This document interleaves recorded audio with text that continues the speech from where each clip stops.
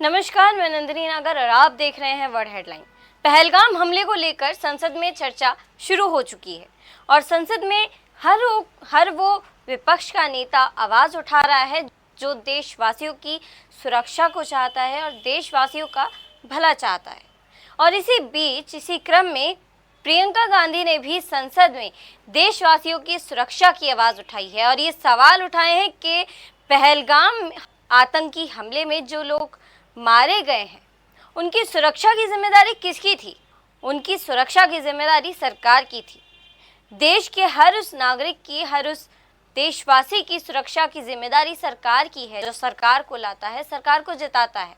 और जम्मू कश्मीर में भी जब लोग पर्यटन जाते हैं, घूमने जाते हैं, तो वहाँ भी सरकार की ही जिम्मेदारी होती है उनकी सुरक्षा करने की, लेकिन सरकार ने वहाँ उन्हें भगवान के भरोसे छोड़ दिया। और इसी बात पर आवाज उठाते हुए, इसी बात पर सवाल उठाते हुए आज प्रियंका गांधी ने भी संसद में अपनी आवाज बुलंद की है। श्रीमती चर्चा नहीं होगी सर। इत्फल एक बात बता दीजिए। श्रीमती प्रियंका गांधी वाड्रा।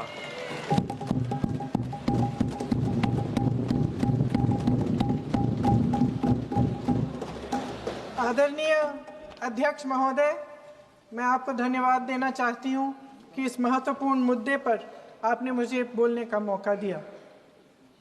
ये अलग बात है कि सत्ता पक्ष के लोग सब मेरे बोलने से पहले ही भाग गए। आइए आइए, आपको देख के मैं खुश थी कि आप वापस आ गए। सबसे पहले मैं उन सैनिकों, उन जवानों, उन अफसरों को नमन करना चाहती हूँ जो हमारे देश के रेगिस्तानों में, हमारे देश के घने जंगलों में, बर्फीले पहाड़ियों पे हमारी देश की रक्षा करते हैं, जो हर पल देश के लिए अपनी जान देने के लिए तैयार रहते हैं। 1948 से लेकर अब तक, जब से पाकिस्तानी रेडर्स ने कश्मीर पे हमला किया, तब से लेकर अब तक हमारे देश की अखंडता की रक्षा करने में उनका बड़ा योगदान है। हमारी आज़ादी अहिंसा के आंदोलन से हासिल हुई, लेकिन जैसे मैंने कहा, उसको कायम रखने के लिए हमारी सेना का बहुत बड़ा योगदान है। अध्यक्ष महोदय, कल मैं सदन में बैठी हुई सबके भाषण सुन रही थी। आदरणीय रक्षा मंत्री महोदय ने बोला, सत्ता पक्ष के कई मंत्रियों ने बोला। 1 घंटे का रक्षा मंत्री जी का लंबा भाषण था। सुनते सुनते एक बात मुझे बहुत खटक रही थी। उसके बाद जब दूसरे भाषण भी सुने आपके सत्ता पक्ष के, तब भी ये बात बार बार मेरे मन में आ रही थी कि सारी बातें कर ली, ऑपरेशन सिंदूर की बात कर ली, आतंकवाद की बात कर ली, देश की रक्षा की बात कर ली, इतिहास का पाठ भी पढ़ा दिया, लेकिन एक बात छूट गई। उस दिन 22 अप्रैल 2025 को जब 26 देशवासियों को अपने परिवार के सदस्यों के सामने खुलेआम मारा गया, तो ये हमला कैसे हुआ, क्यों हुआ?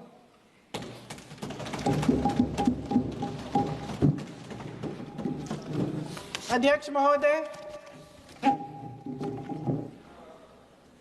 ये लोग बैसारन वाली में, पहलगाम के पास कश्मीर में क्या कर रहे थे? आजकल पब्लिसिटी का दौर है, प्रचार का ज़माना है। कुछ समय से हमारी सरकार ये प्रचार कर रही थी कि कश्मीर में आतंकवाद ख़त्म हो गया है, कि कश्मीर में शांति है, अमन चैन है। प्रधानमंत्री जी ने खूब भाषण दिए, देशवासियों को कहा कि चलिए कश्मीर चलिए, सैर करिए।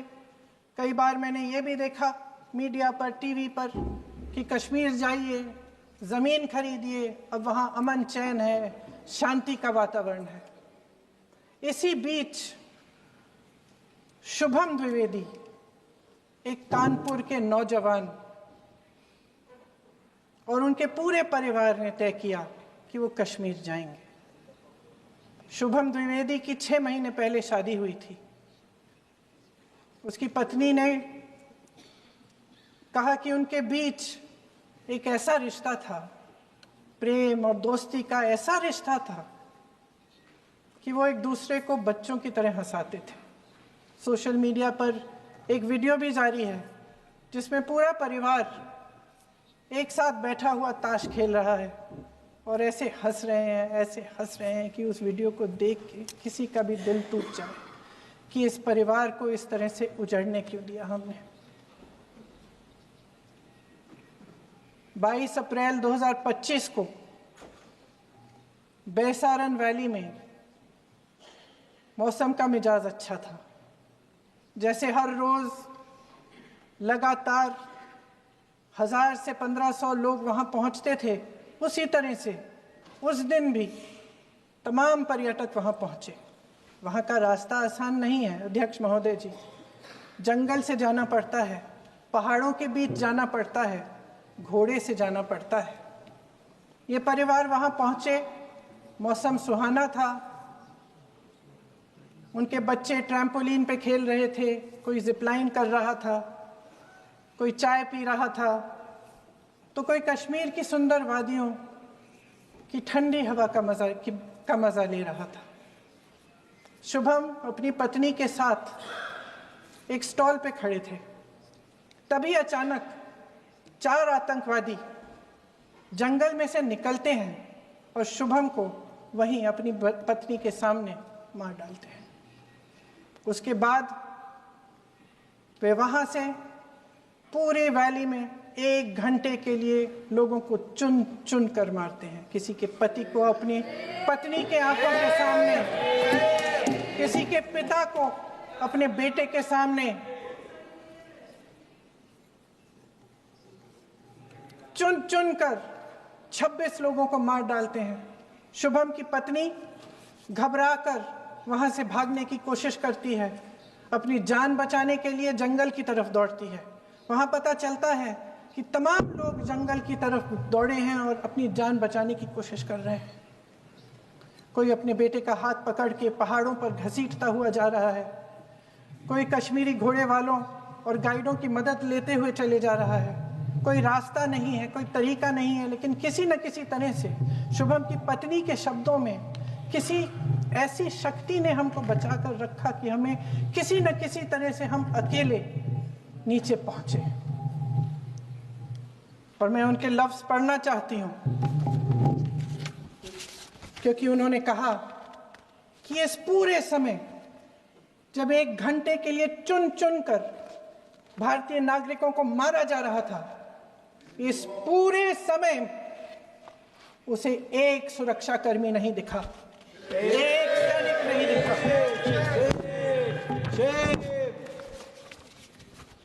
शुभम की पत्नी ने कहा, कोट, मैंने अपनी दुनिया को खत्म होते हुए देखा। अपनी आंखों के सामने एक सिक्योरिटी गार्ड नहीं था। मैं ये कह सकती हूं कि देश ने, सरकार ने हमें वहां पे अनाथ छोड़ दिया था। सिक्योरिटी क्यों नहीं थी वहां पे एक सैनिक क्यों नहीं दिखा? क्या सरकार को मालूम नहीं था कि यहां रोज 1000 से 1500 पर्यटक जाते हैं? क्या सरकार को मालूम नहीं था कि यहाँ के पहुंचने के लिए जंगल के रास्ते से जाना पड़ता है? अगर कुछ हो जाएगा तो लोग वहां से निकल नहीं पाएंगे। एक चिकित्सा का इंतजाम नहीं था, फर्स्ट एड का इंतजाम नहीं था, कोई इंतजाम नहीं था, ना सुरक्षा का ना फर्स्ट एड का। इन लोगों को भगवान भरोसे छोड़ दिया गया। ये लोग वहां पे इस सरकार के भरोसे गए और इस सरकार ने उन्हें भगवान भरोसे छोड़ दिया।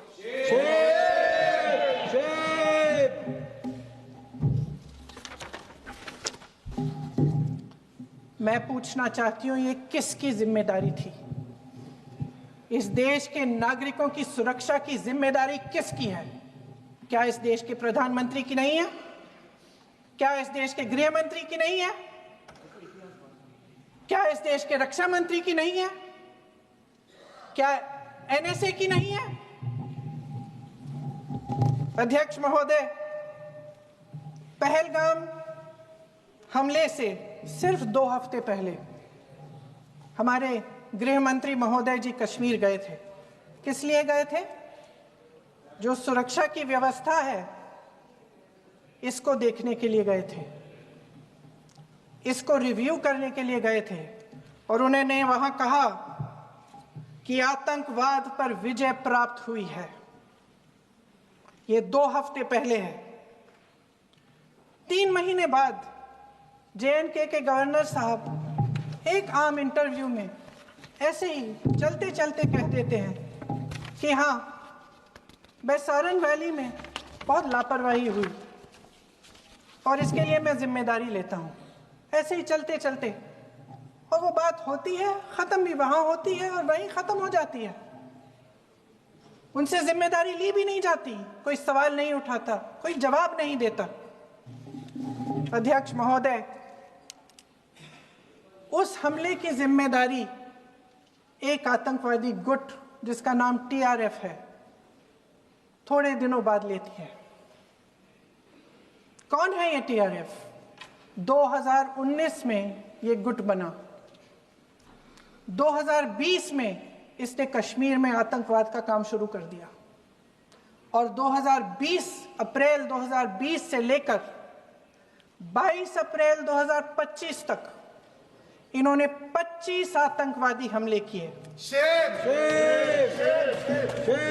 गृह मंत्री महोदय ने जब यूपीए सरकार के समय के आतंकवादी हमले गिने तो लगभग 25 गिनवाए थे अभी अपने भाषण में।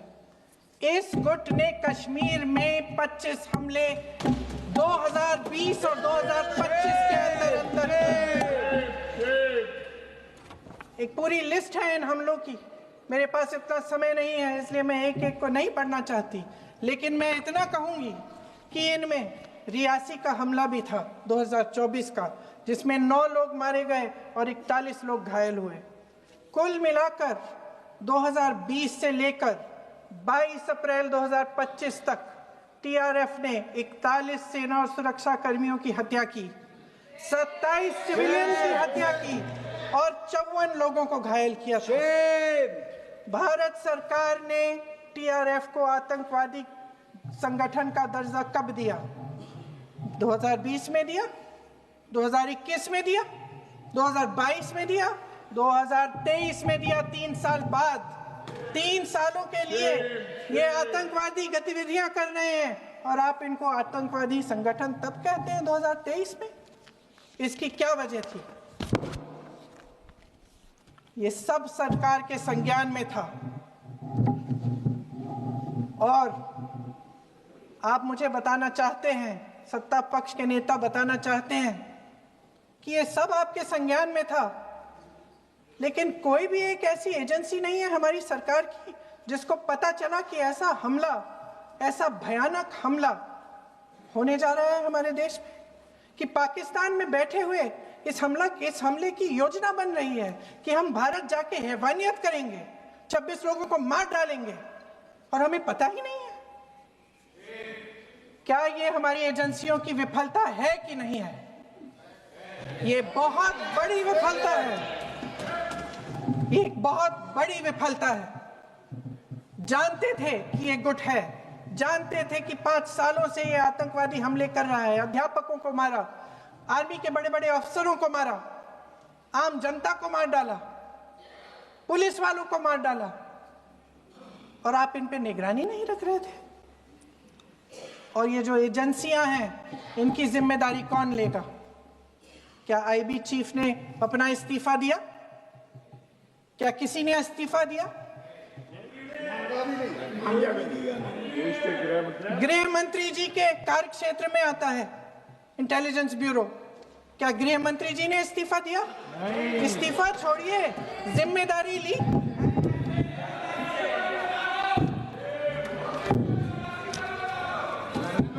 साहब देखिए, इतिहास की बात आप करिए, मैं वर्तमान की बात करना चाहती हूँ।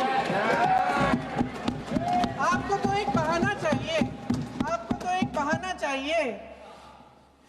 पूरे परिवार का नाम गिनवा देते हैं। अरे अपनी जिम्मेदारी खुद लीजिए। 11 सालों के लिए तो सत्ता में आप हैं। अभी नेहरू को छोड़ नहीं रहा। कल माननीय गौरव गोगोई जी ने अपने भाषण में पूछा गृह मंत्री जी से, क्या आपकी जिम्मेदारी नहीं थी? मैं देख रही थी। राजनाथ जी, रक्षा मंत्री जी यूं अपना सर हिला रहे थे, कुछ बोले नहीं।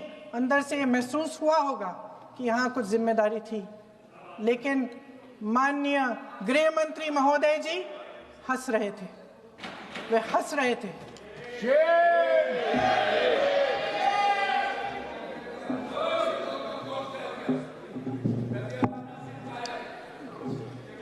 अध्यक्ष महोदय, कल सत्ता पक्ष और आज भी सत्ता पक्ष के नेताओं ने 2008 के मुंबई के हमलों का जिक्र किया, बार बार कहा कि मनमोहन सिंह जी की सरकार ने कुछ नहीं किया।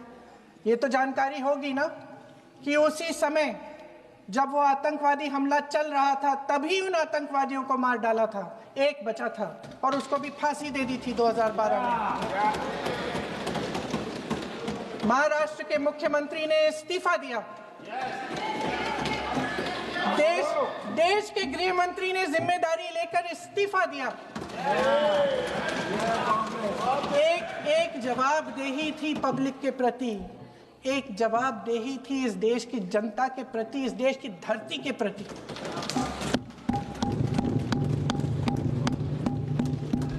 राजनाथ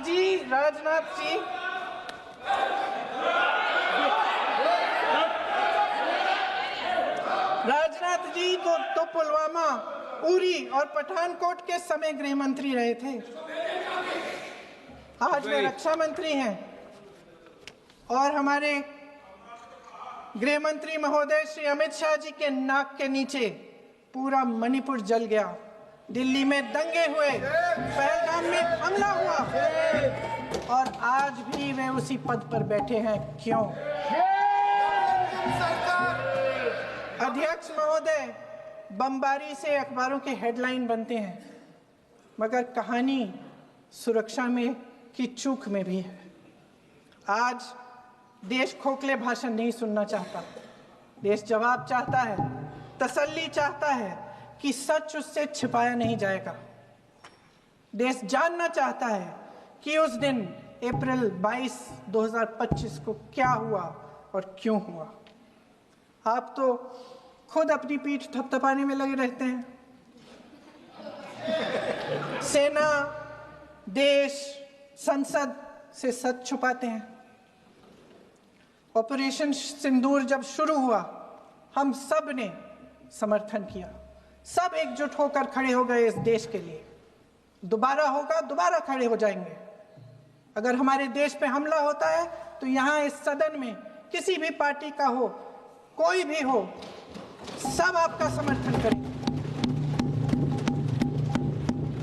और हमें अपनी सेना पर गर्व है कि उन्होंने इस बार भी दृढ़ता से लड़ाई लड़ी, धैर्य से लड़ाई लड़ी, वीरता से लड़ाई लड़ी। लेकिन इस ऑपरेशन का सिंदूर का क्रेडिट, उसका श्रेय तो हमारे प्रधानमंत्री जी चाहते हैं। सही भी है, ठीक है, सही है, श्रेय ले। ओलंपिक्स में हमारा मेडल आता है, उसका भी श्रेय लेते हैं, लेकिन सिर्फ श्रेय लेने से नहीं होता नेतृत्व, जिम्मेदारी भी लेनी पड़ती है।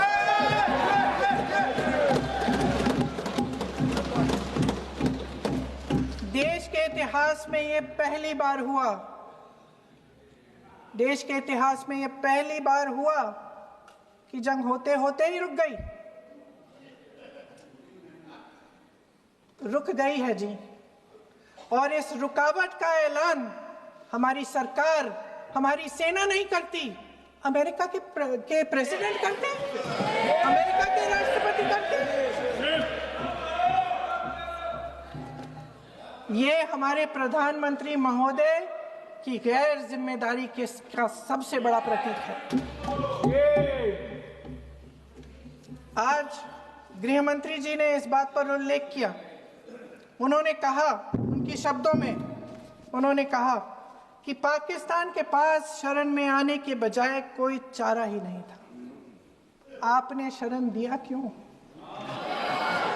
वो आते हैं आपके देश के अंदर, लोगों को मार डालते हैं और आप उनको शरण दे रहे हैं। क्यों दिया शरण? इसका जवाब क्यों नहीं दिया है एक भी भाषण में? जैसे ये बात उठी, शरण की बात की हमारे गृह मंत्री जी ने, इतिहास में चले गए। नेहरू ने क्या किया, इंदिरा गांधी ने क्या किया, यहां तक कि मेरी मां के आंसुओं तक चले गए। लेकिन इस सवाल का जवाब नहीं दिया कि ये सीज फायर हुआ क्यों, ये जंग रुका क्यों, और तब क्यों रुका जब दुश्मन के पास कोई चारा नहीं था हमारे श्रेय में आने के बजाय। क्यों रुका ये जंग? इसका जवाब नहीं दिया। धन्यवाद। आप देंगे?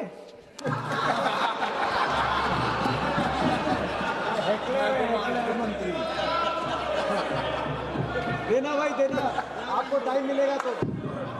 टाइम नहीं मिलेगा आपको शायद। वैसे महोदय, मेरी माँ की आंसू की बात किए, मैं इसका जवाब देना चाहती हूँ। मेरी माँ के आंसू तब गिरे जब उनके पति को आतंकवादियों ने शहीद किया, जब वे मात्र 44 साल की थी। और आज अगर मैं इस सदन में खड़ी हूं और उन 26 लोगों की बात कर रही हूं, मैं इसलिए कर रही हूं क्योंकि मैं उनका दर्द जानती हूं, महसूस करती हूं।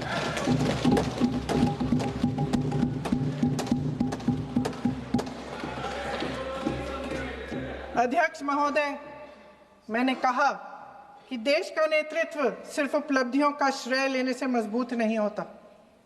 सफलता और विफलता दोनों की जिम्मेदारी लेने से बुलंद होता है।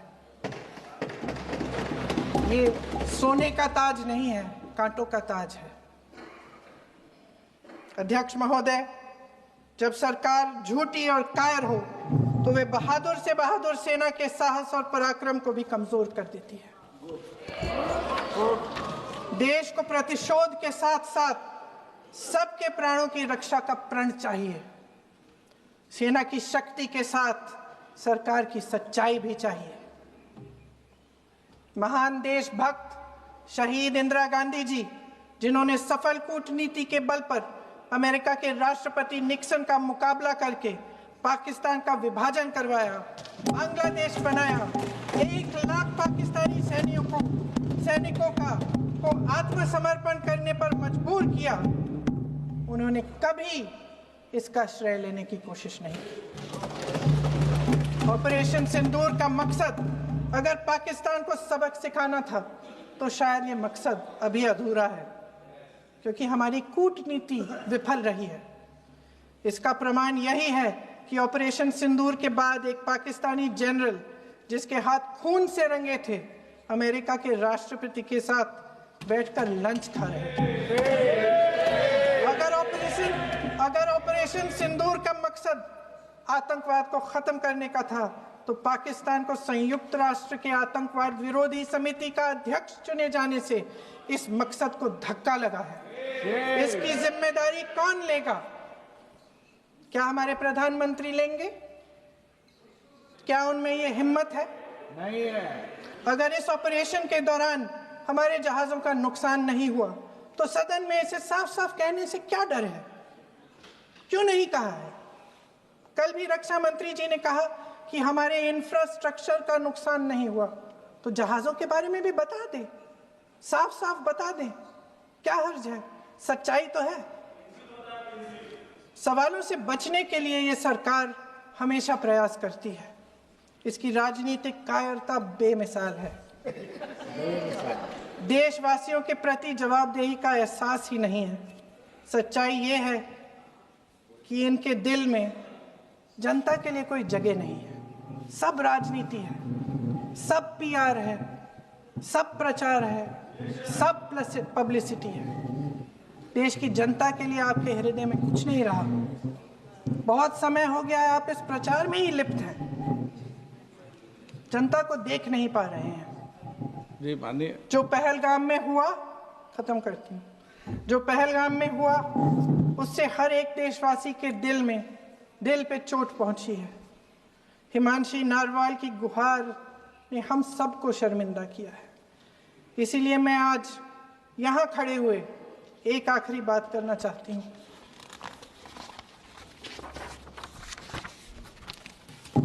इस सदन में लगभग सभी के पास सुरक्षा है, सुरक्षा की व्यवस्था है।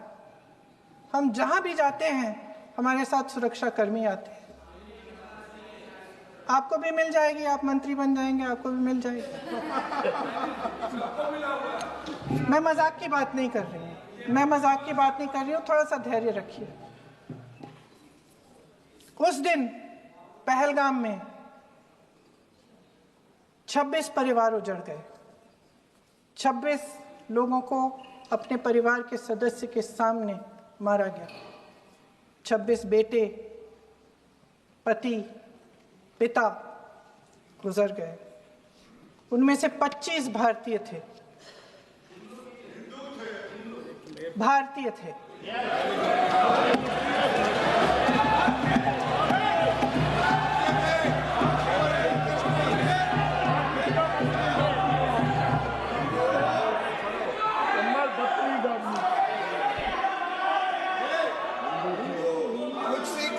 जितने भी लोग बैसारन वैली में थे और जो 25 भारतीय मारे गए, उनके लिए कोई सुरक्षा नहीं थी। आप कितने भी ऑपरेशन कर डालें, आप इस सच्चाई के पीछे छुप नहीं सकते, इसे नकार नहीं सकते। आपने उनको सुरक्षित नहीं किया। कोई शर्म नहीं है और ना कभी होगी। सुन लीजिए, सुबह भी मैं शिव मंत्र बोल के आई हूं। इनको क्या पता शिव मंत्र क्या है? शिव मंत्र खत्म कर लूं अपना भाषण। शिव मंत्र मैं एक बार उन 25 भारतीयों के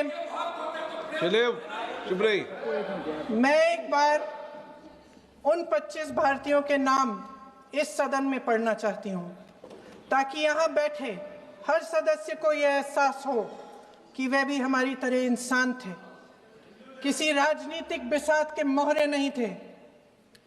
वे भी इस देश के बेटे थे, वे भी इस देश के शहीद हैं। उनके परिजनों के प्रति हम सब की जवाबदेही बनती है। उन्हें सच्चाई जानने का हक है। समीर गुहा भारतीय, बिट्टन अधिकारी, मनीष रंजन, हेमंत सुहास जोशी, विनय नारवाल, सुशील नथनियल, अतुल श्रीकांत मोने, सैयद आदिल हुसैन शाह, नीरज वानी, लेन रामचंद्रन, संजय लक्ष्मण लेले, माननीय प्लीज, दिनेश अग्रवाल, दिलीप दिल से, कुमार सतपति, JS चंद्रमौली। अब आप बोलिए, अब आराम से बोलिए। JS चंद्रमौली, यतीश परमार, S मधुसूदन राव, माननीय सदस्य, नारेबाजी का सदन नहीं है। शैलेश कलाटिया, ये तरीका ठीक नहीं है आपका। मंजुनाथ राव, कौस्तभ गणबोटे, शुभम द्विवेदी। जय हिंद।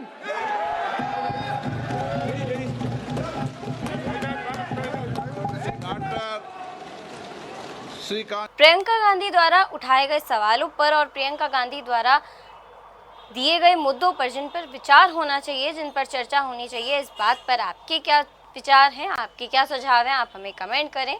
देखते रहिए वर्ल्ड हेडलाइन। नमस्कार।